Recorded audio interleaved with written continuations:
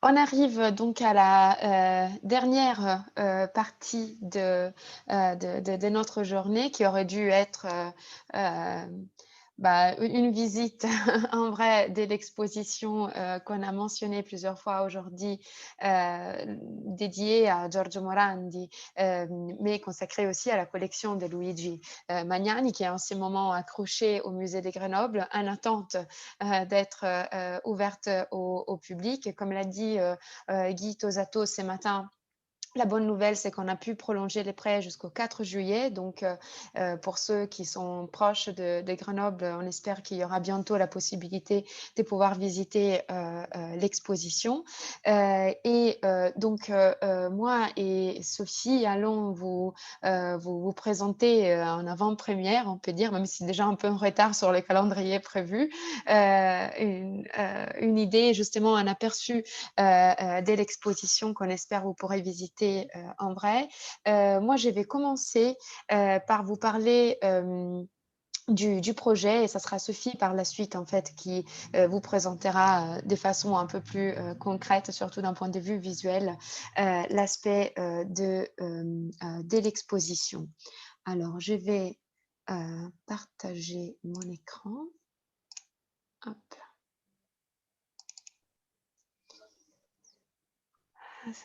Est-ce que vous voyez tous? C'est tout bon. Ok. Donc, j'essaie de mettre. Voilà. Oups. Voilà.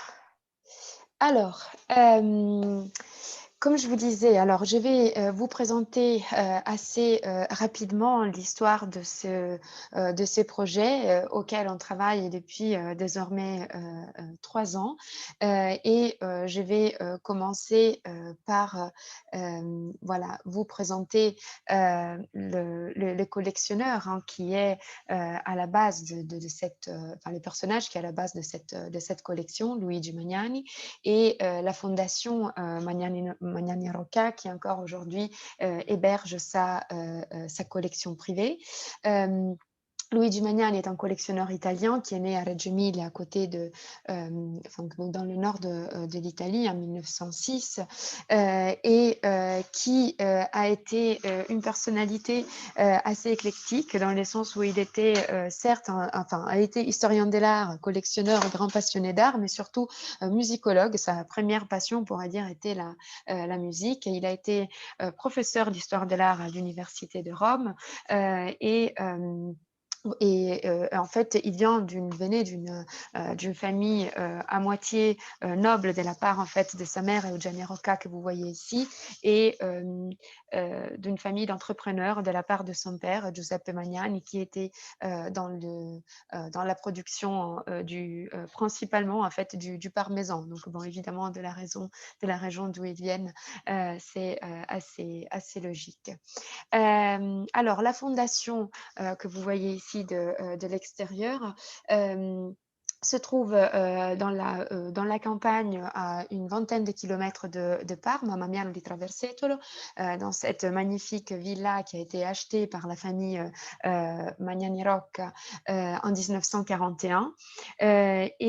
C'est à partir, on peut dire en fait, de cette date, l'achat de la villa marque symboliquement, on pourrait dire, le début de l'activité des collectionneurs de Luigi Magnani, qui se forme à partir de la fin des années 20 et tout au long des années 30 à Rome, où il fréquente les milieux artistiques, intellectuels romains, et où il rencontre plein de collectionneurs qui influencent certainement, et d'historiens de l'art aussi, parmi lesquels on a Cesare Brandi et Giulio Carlo Argan, qui ont été déjà mentionnés tout à l'heure, et qui façonnent certainement sa façon de concevoir la collection. Et je dirais à ces points-là, sans surprise, comme on a vu plusieurs modèles en fait des collections italiennes, sa collection se forme en fait de deux parties principales, une consacrée à l'art ancien, et l'autre, à l'art moderne, donc enfin, art contemporain pour l'époque,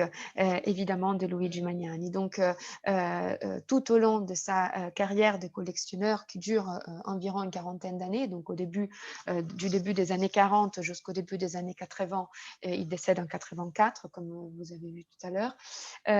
Il s'engage sur une campagne très, précise en fait des chefs-d'œuvre, hein, on peut dire d'art ancien. Nous avons, alors ici, vous avez un très beau Titien.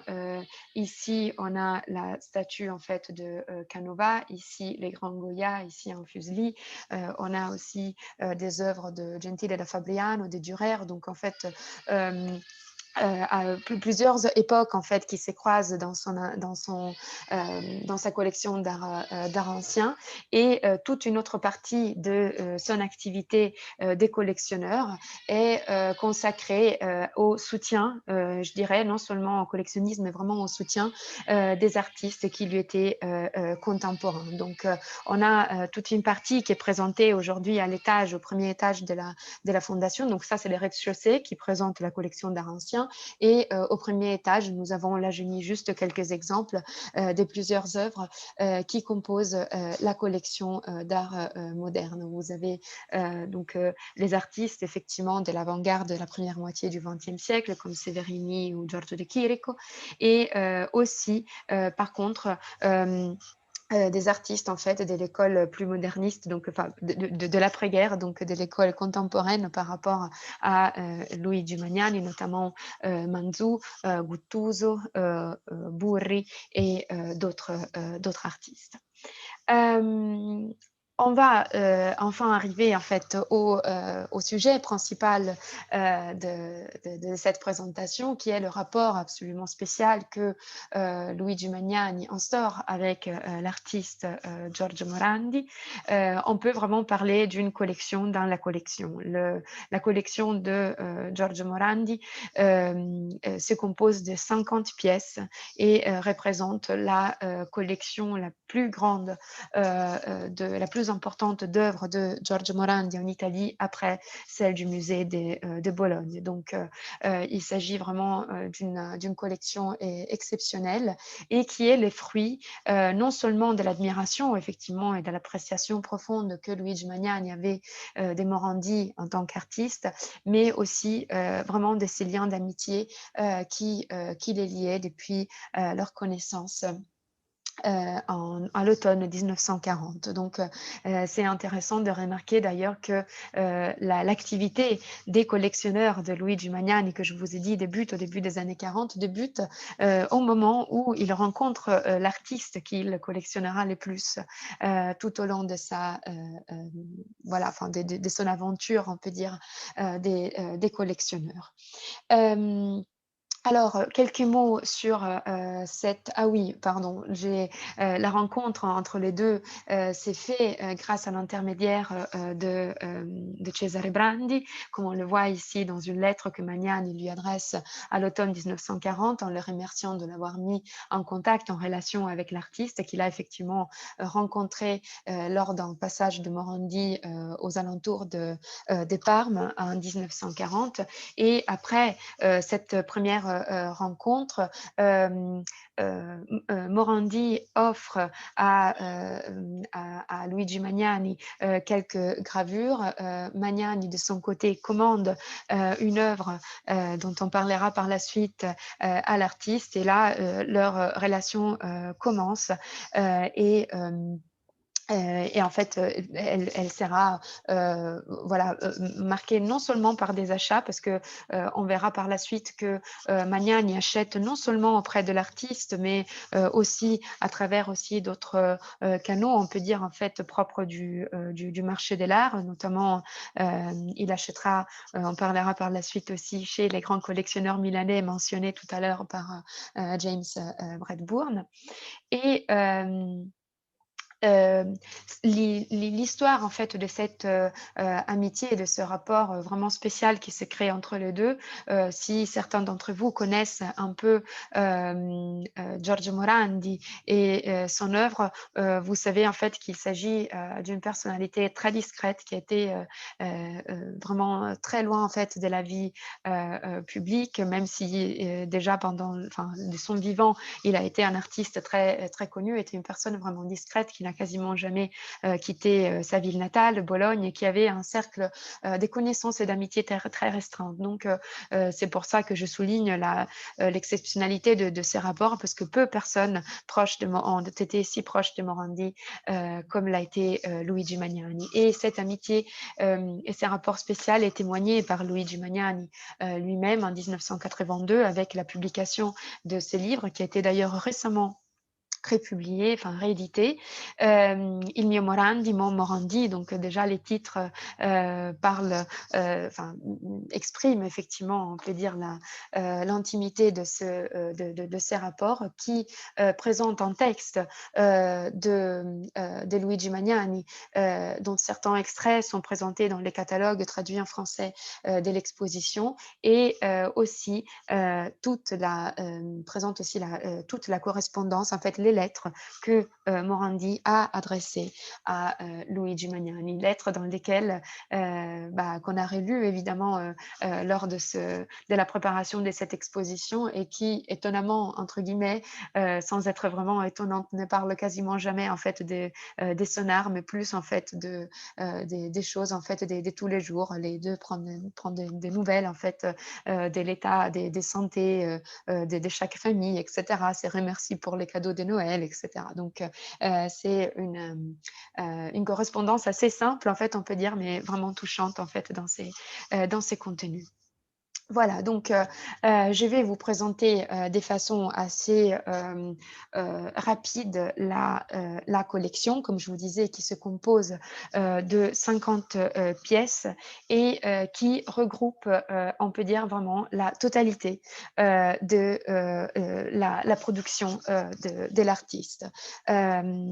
Nous avons un nombre très important des, peintures, comme vous pouvez, voir ici, aussi un groupe important des dessins, d'aquarelles, et aussi des gravures, qui est la gravure qui représente une activité parallèle, mais très importante en fait dans la carrière de l'artiste. Donc vous voyez que toutes les techniques artistiques utilisées, qui étaient plusieurs, hein, donc utilisées par Morandi, sont représentées.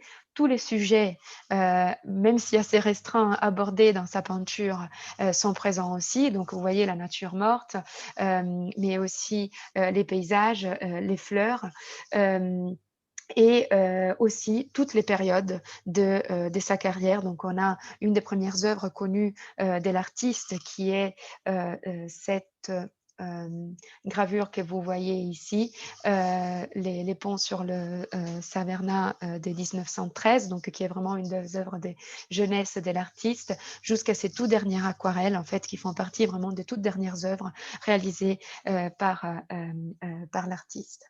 En plus, dans cette collection, on a aussi des pièces assez rares, donc une nature morte métaphysique qui fait partie des 12 œuvres métaphysiques connues aujourd'hui, réalisées par l'artiste, qui a eu une très courte période d'affiliation au mouvement de la métaphysique, hein, autour de 1918 et 1919, et aussi un des autoportraits. Vous savez, la figure humaine est quasiment complètement absente dans la peinture de Morandi. Il a réalisé seulement 7 autoportraits tout au long de sa carrière, et un de ces autoportraits fait partie de la collection Magnani. D'ailleurs, cet autoportrait a été acheté, à la collection de Gianni Mattioli, donc qui est présenté, dans les collections de, Brera Moderne. Et ici, on a aussi une pièce vraiment unique, la nature morte aux instruments musicaux, instruments de musique, qui est la seule commission que, Magnani a fait, à, Morandi, au tout début de leur amitié, autour de 1941, et qui qui a comme objet un sujet qui est complètement en dehors de l'univers morandien. D'ailleurs, on peut, je pense, ressentir en fait aussi la gêne de l'artiste dans la représentation de ces objets qui ne font pas partie de son univers, mais qui font partie de l'univers, comme je vous disais, de Luigi Magnani, qui était un passionné de musique et un important musicologue. Donc, vous voyez, il s'agit d'un ensemble, vraiment, remarquable et qui, pouvait en fait prêter, pour revenir justement aux questions, d'aujourd'hui, comment on peut présenter, une collection dans les cadres, d'une exposition dans une institution publique? C'est un ensemble qui s'est prêté à, plusieurs, interprétations et plusieurs possibilités de présentation et d'accrochage. On avait une possibilité chronologique qui est celle qui a été adoptée, donc le fait de partir et dont Sophie nous parlera mieux, de partir justement, de l'œuvre la plus ancienne jusqu'à l'œuvre la plus récente, car effectivement, on peut, voir toute l'évolution de l'œuvre de Morandi. Vous voyez ici, bon, j'ai pris la première et la dernière, vous voyez l'énorme différence en fait qu'il y a entre les 2. Il y avait la possibilité d'une approche thématique parce que chaque thématique, chaque sujet, j'ai pris par exemple ici le paysage, pouvait être étudié et vu selon les différentes époques dans lesquelles il a été traité dans la production de l'artiste et aussi à travers différentes techniques. Donc, ici, on a le paysage à travers le dessin, l'aquarelle, l'huile et la gravure, ou encore à travers l'histoire de la collection. Donc une approche qui n'aurait pas du tout suivi, on peut dire, qui n'aurait pas mis vraiment l'artiste et son œuvre et son approche au centre de l'exposition, mais plutôt la démarche de Luigi Magnani en tant que collectionneur. Donc, celles-ci sont les deux œuvres que Morandi a offert à Magnani suite à leur rencontre, et celle-ci, la première commande, première et dernière commande que Luigi Magnani fait à son ami et La nature morte métaphysique, qui est une des œuvres les plus anciennes en fait dans la collection, mais une des dernières à avoir été achetée. Et cette approche aurait été effectivement intéressante aussi pour voir la démarche du collectionneur, et notamment dans la recherche vraiment de certaines pièces spécifiques, tout comme La nature morte métaphysique ou l'autoportrait que je vous ai montré tout à l'heure, qui étaient des achats vraiment ciblés de la part de Magnani, qui voulait, je pense en quelque sorte, compléter et posséder, on peut dire aussi vers la fin de sa vie. Cet achat a été fait pendant les années 70, quand l'artiste était déjà décédé, comme s'il voulait effectivement posséder à la fin la totalité de l'œuvre de l'artiste. Donc, aussi, une autre possibilité aurait été celle de comprendre, comment les œuvres étaient exposées, à l'intérieur, en fait, de la demeure, donc de la villa, de Luigi Magnani, à l'époque où il vivait encore, dedans.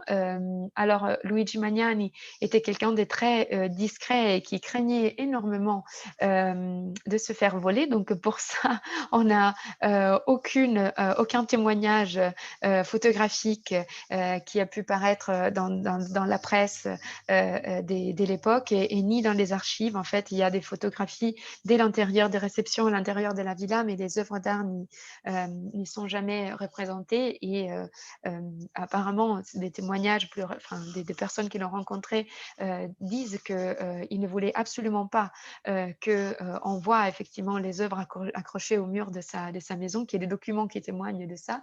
Donc, ce qui rend les choses compliquées pour pouvoir aujourd'hui reconstituer effectivement l'aspect de sa demeure à l'époque où il vivait dedans. Mais on sait que grâce à certains témoignages des personnes qui ont visité la villa, que surtout les aquarelles de Morandi étaient exposées à côté de celles des Cézanne. Vous voyez, donc Magnani possédait et possède encore aujourd'hui, et c'est encore exposé aujourd'hui à la Fondation, une petite collection remarquable. Dans ce qui est logique si on considère effectivement les sources d'inspiration de l'artiste, et aussi, dont fait partie évidemment Paul Cézanne, et les sujets qui sont traités et la technique utilisée ici, l'aquarelle aussi. Donc on sait qu'est dans la bibliothèque de Luigi Magnani, comme le rappelle Eugenio Recommini dans son témoignage, seulement 2 artistes étaient admis donc dans le lieu le plus intime de sa demeure, c'était les Cézanne et Morandi en dialogue à travers leur aquarelle. Donc ça aussi, ça aurait pu être un point effectivement à évoquer. Aujourd'hui, à la Fondation Magnani Rocca, le choix de l'accrochage a été fait. Il y a 2 salles qui sont consacrées à la collection des Morandi, et une salle est complètement dédiée aux peintures et l'autre aux œuvres sur papier. Donc c'est un choix d'un point de vue des techniques, hein, qui a été adopté dans l'accrochage. Et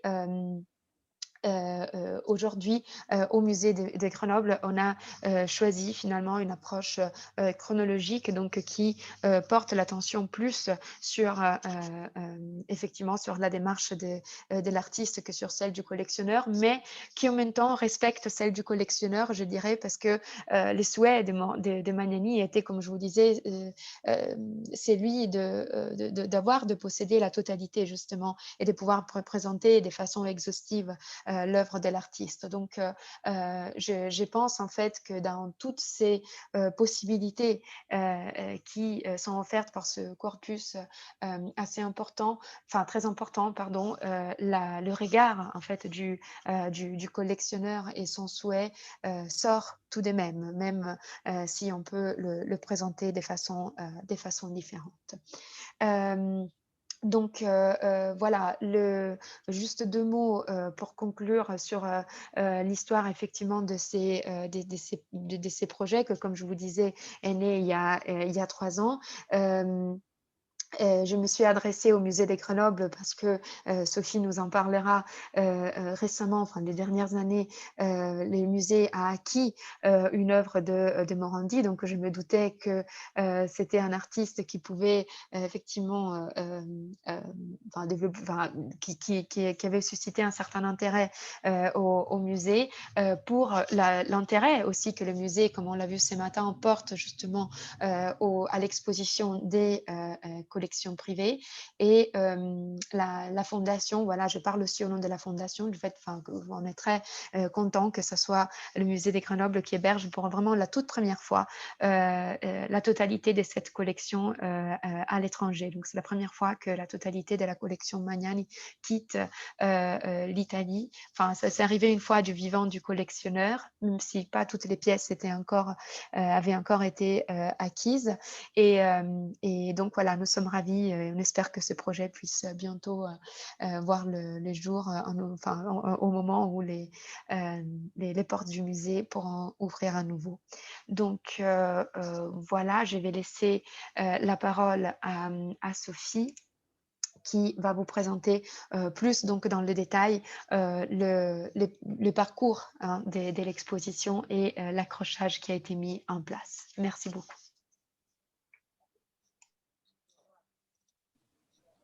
Merci Alice pour ce parcours effectivement déjà bien complet. Je ne vais pas vous apprendre grand-chose de plus, si ce n'est effectivement davantage, on va se promener, on va dire, à l'intérieur du musée de Grenoble, visiter l'exposition de manière un petit peu virtuelle. On a déjà partagé un peu sur les réseaux sociaux cette exposition, mais on est bien sûr, comme tous les musées aujourd'hui, pressés, je dirais, de réouvrir pour faire connaître cet artiste qui n'est pas assez connu peut-être encore en France.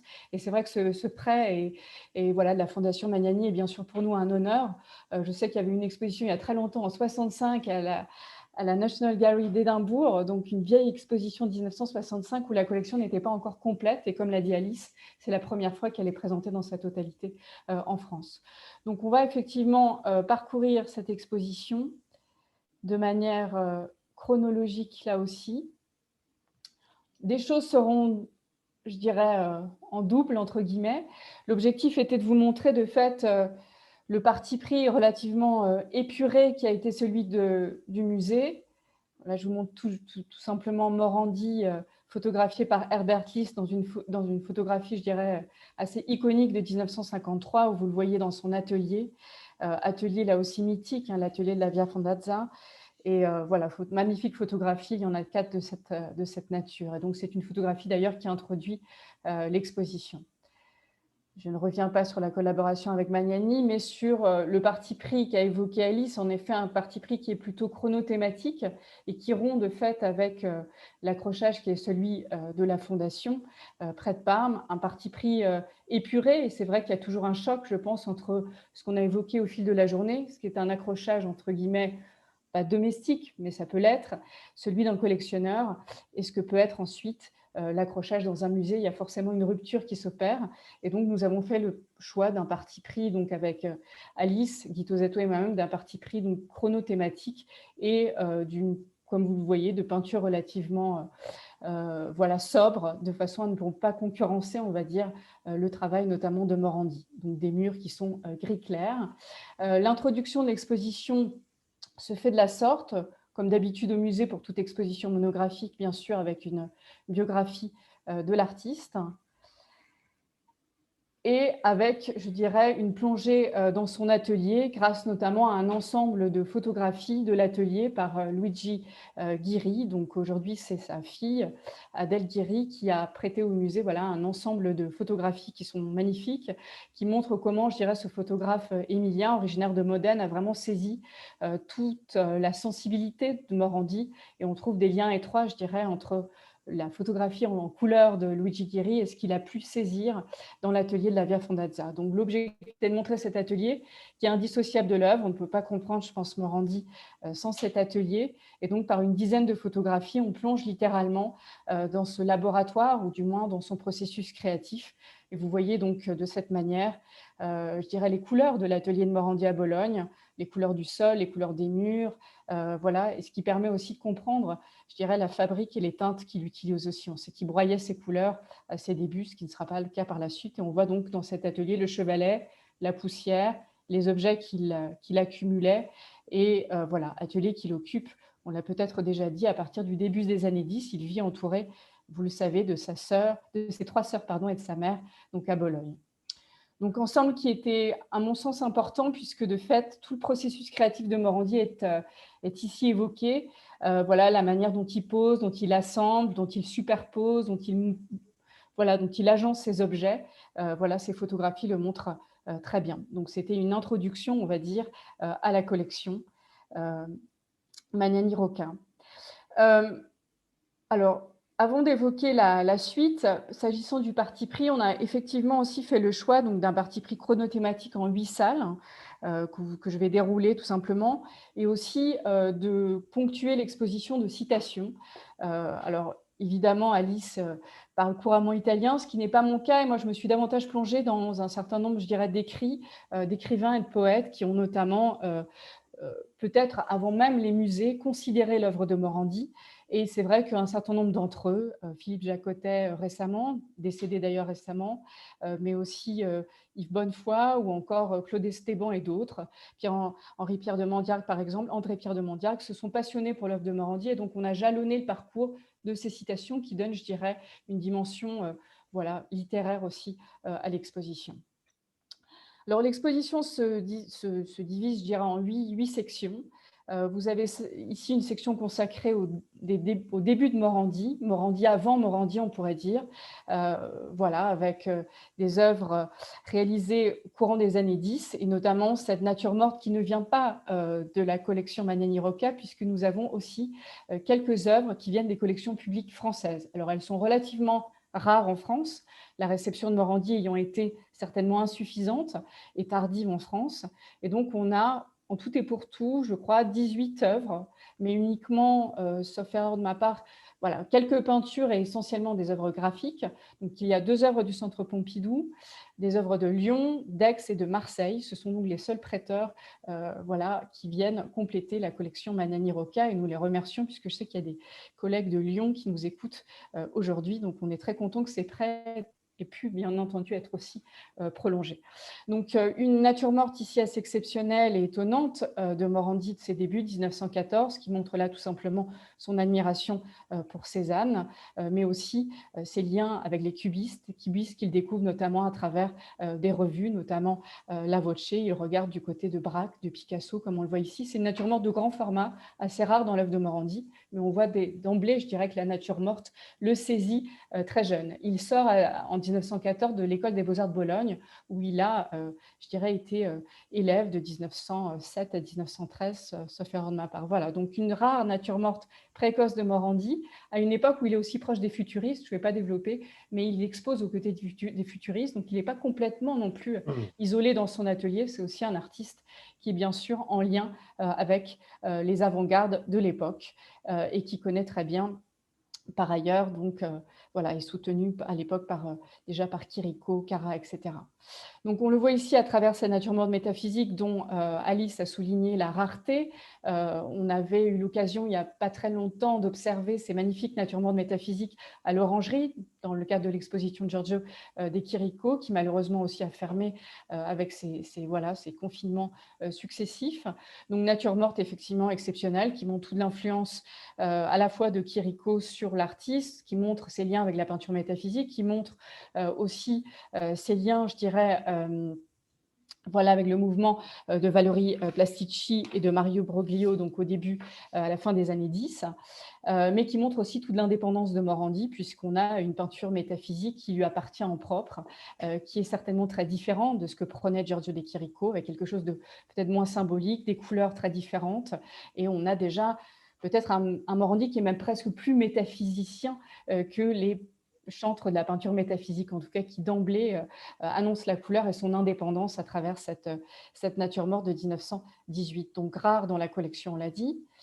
Je ne développerai pas sur l'aspect de la gravure, mais c'est vrai que là, c'est une des premières gravures à entrer dans la collection Luigi Magnani, qui s'inspire du douanier Rousseau. Je crois que c'est un don que fait Morandi à Luigi Magnani, donc ça fait partie aussi des prémices de la collection, qui montre aussi l'importance des fleurs et de la gravure dans cette collection, puisque Morandi, on l'a peut-être dit ou pas dit, était professeur de gravure à Bologne, à l'Académie des Beaux-Arts, et il s'est démarqué, je dirais, c'est certainement un des plus grands graveurs du XXe siècle, et au plan technique, voilà, si vous avez la chance de voir de plus près les œuvres, vous verrez à quel point c'est effectivement virtuose du point de vue technique. Donc on le voit ici avec ce paysage qu'Alice a déjà montré, paysage de Bologne assez précoce. Donc là, on était dans ce Morandi, avant Morandi, je dirais dans la première salle ou deuxième de l'exposition.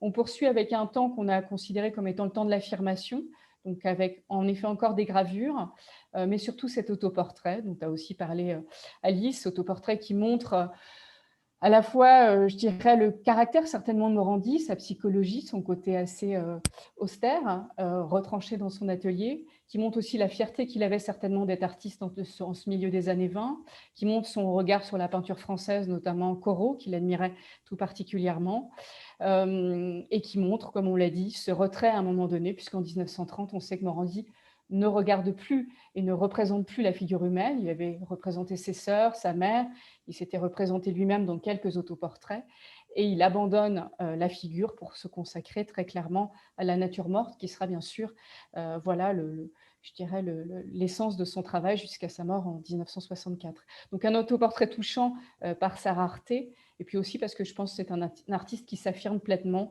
en ce milieu des années 20, alors qu'il expose aux côtés aussi des artistes du Novecento. Des gravures de coquillages ici qui nous viennent du centre Pompidou. Autre motif qu'on connaît peut-être moins de Morandi. Voilà, il en a notamment particulièrement représenté pendant la Seconde Guerre mondiale, alors qu'il s'isolait dans son atelier de Grezzana, atelier dont on reparlera peut-être un petit peu plus tard, qui était le second atelier de Morandi. La famille avait effectivement, dès 1913, voilà, une maison dans l'Apennin bolonais. En raison des soucis d'une santé des sœurs, voilà, la famille se rendait régulièrement dans cette maison de Grizzana, et Morandi a aussi créé là-bas. Je le dis à l'occasion de ces gravures probablement réalisées malgré tout à Bologne. Donc d'autres gravures assez étonnantes ici. Et voilà, on arrive ici dans la quatrième salle, consacrée, je dirais, à un Morandi qui s'affirme pleinement, avec une peinture ici que nous avons choisie pour la communication de l'exposition et notamment pour le catalogue, que je vous invite en attendant peut-être à trouver du côté des libraires. Catalogue voilà, intéressant, conséquent, avec voilà, de beaux essais, et je vous invite à lire en tout cas. Donc voilà, donc une section consacrée aux années 30. Avec donc d'abord cette nature morte de 1936 où on voit que Morandi, là, ici, je dirais, échafaude et parfait, je dirais, son vocabulaire avec un certain nombre d'éléments qu'on retrouve dans l'atelier, la petite carafe cannelée, des bols, la petite boule de hochet. Et on a vraiment un Morandi qui, là, comme un joueur d'échecs, assemble ses objets dans des intérieurs complètement dépouillés. Et on voit le caractère, je dirais, contemplatif, presque spectral de cette nature morte, cette capacité aussi à rendre le quotidien, je dirais, de manière quasiment idéale. Il y a des blancs étonnants qui ont été à l'époque, d'ailleurs, extrêmement, enfin, vraiment bien commentés par Pierre Courtion. Je pense qu'il parle des blancs nacrés de Morandi avec une grande poésie, et vous le voyez ici. Et je ne développerai pas sur toutes les influences de Morandi à l'époque. On a parlé de Chardin pour la touche, de Vermeer et d'autres. Mais en tout cas, c'est un des chefs-d'œuvre de la collection, là aussi, et donc qui a été mis en valeur, notamment pour la communication. Nature morte donc de 1936, les années 30 sont des années particulières pour Morandi, à la fois riches du point de vue historique. Bien sûr, on sait que c'est des années difficiles en Italie et plus largement en Europe avec la montée du fascisme et la guerre. Mais c'est aussi des années où les natures mortes sont particulièrement, je dirais, il y a une tension dramatique et quelque chose d'assez fort. C'est une période où aussi il crée moins. On verra qu'à partir des années 40-50, il y a une production beaucoup plus riche de Morandi.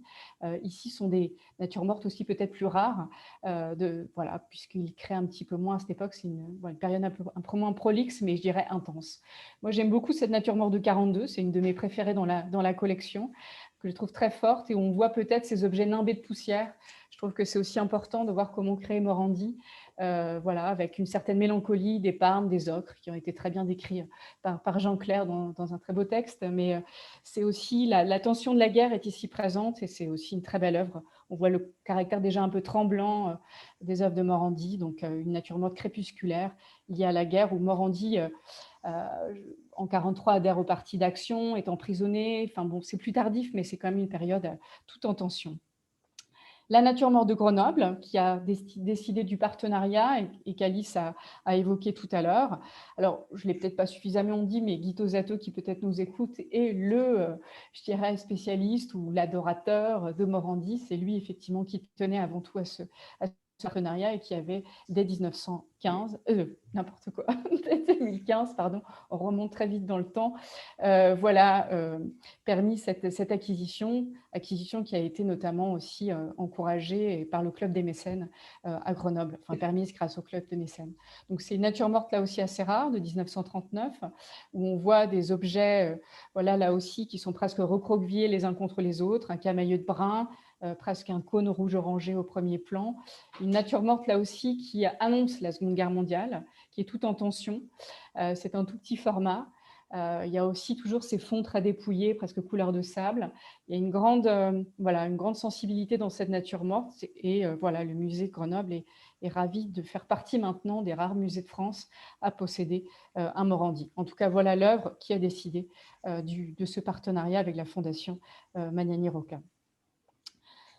Autre œuvre fondamentale du parcours, qu'on retrouve un peu plus tardivement dans l'exposition, mais qui est bien sûr cette nature morte de 1944, avec ses objets blancs nacrés, voilà, qui est pourtant réalisé pendant la guerre et qui est en même temps presque un antidote à la guerre, et qui ressemble d'une certaine manière à celle de 1936, mais qui est encore plus épurée, où ces objets sont véritablement, comme je trouve, des petits personnages. Il y a vraiment ici une grande poésie. Voilà, donc une nature morte du Centre Pompidou, magnifique, que nous sommes ravis de pouvoir exposer, et qui fait partie, voilà, je l'ai déjà dit, des rares œuvres des collections publiques françaises de Morandi. L'exposition se poursuit avec une section plutôt consacrée au paysage, à Grizzana, et notamment aussi aux fleurs. Donc de Bologne à Grizzana, on l'a intitulé ainsi, et on y trouve à la fois des fleurs et des paysages qui effectivement, au-delà des natures mortes, constituent des thèmes privilégiés dans l'œuvre de Morandi. Le paysage, on le voit ici, est fort marqué par l'œuvre notamment de Cézanne. Et là, c'est un paysage qui nous est prêté donc, par le musée d'Aix. Il s'agit de la donation Philippe Meyer, donc il s'agit d'un dépôt du musée d'Orsay au musée d'Aix. Donc un paysage très cézannien, réalisé certainement depuis la fenêtre de l'atelier de Grizzana. Morandi a très peu réalisé de paysages en plein air. Ce sont des paysages souvent réalisés à distance, parfois avec des caches, avec des jumelles. Enfin, il y a tout un système. Mais en tout cas, là, on voit une sensibilité très particulière et une lumière aussi, bien sûr, propre à la région. Donc, très beau paysage dans cette section.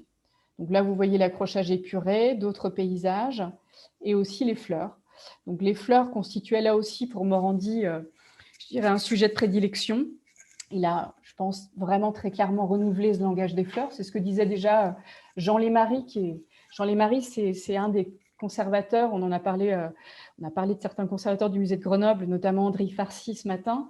Après André Farcy arrive au début des années 50 Jean Lémarie au musée de Grenoble, de 50 à 55. Et c'est aussi lui qui organise la première exposition, si je ne me trompe pas, d'importance en France autour de Morandi en 1971.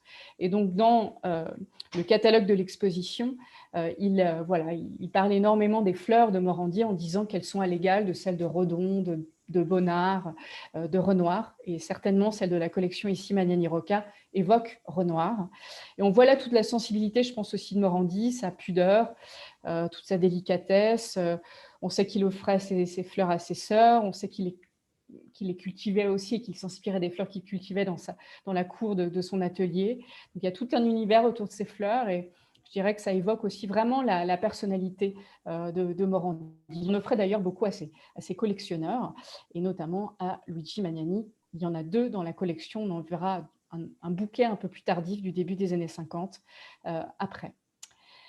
Une section est consacrée à l'après-guerre, je dirais, et s'intitule « Séparés assemblés ». On est peut-être là face à un Morandi tel qu'on l'attend, Morandi encore plus affirmé, qui joue avec les volumes, très clairement, avec la lumière. On retrouve ces mêmes intérieurs dépouillés. Morandi obtient le premier prix de peinture à la Biennale de Venise en 1948, et donc c'est vraiment une période d'affirmation avec cette très belle nature morte. C'est là aussi de mes préférées dans le parcours, donc avec une lumière, un jeu sur les équilibres, ici, assez étonnant, et toujours cette subtilité, en tout cas, dans le choix des couleurs.